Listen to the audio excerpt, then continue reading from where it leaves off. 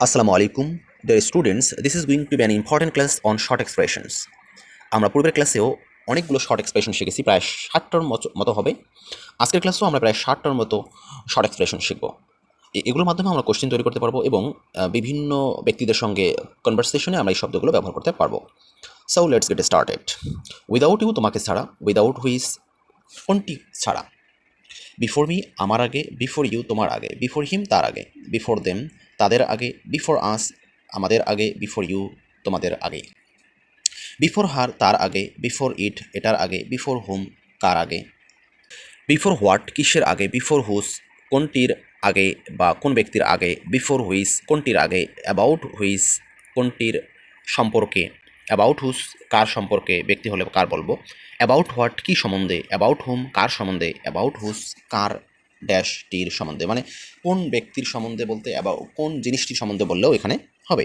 whoever মানে যেই হোক না কেন, হু এলস আর কে, হুস এভার যারটি হোক না কেন, হু এলস আর কে, হোয়াট এভার যাই হোক না কেন, হোয়াট টাইম কোন সময়ে, সো হোয়াট তাতে কি, সো হোয়াট তাতে কি, বিসাইড হোয়াট মানে কিসের পাশে, বিসাইড হুম কার পাশে, আফটার ইট এটার পরে, আফটার আস আমাদের পরে, আফটার দেম তাদের পরে, আফটার হার তার পরে, আফটার হোয়াট কিসের পরে, আফটার হুম কার পরে, আন্ডার হুইস মানে কোনটির নিচে, আন্ডার হুইস কোন জিনিসটির নিচে, আন্ডার হুম কার নিচে বা কার অধীনে, আন্ডার হোয়াট মানে কিসের নিচে, আন্ডার হুস মানে কার বা কোনটির নিচে, অন হোয়াট মানে কিসের উপরে, অন হুস মানে হচ্ছে কোনটির উপরে, অন হুইস মানে কোনটির উপরে, তবে এখানে ব্যক্তি হলে আমরা কারটির উপরে বলবো, উইথ হুম কার সাথে,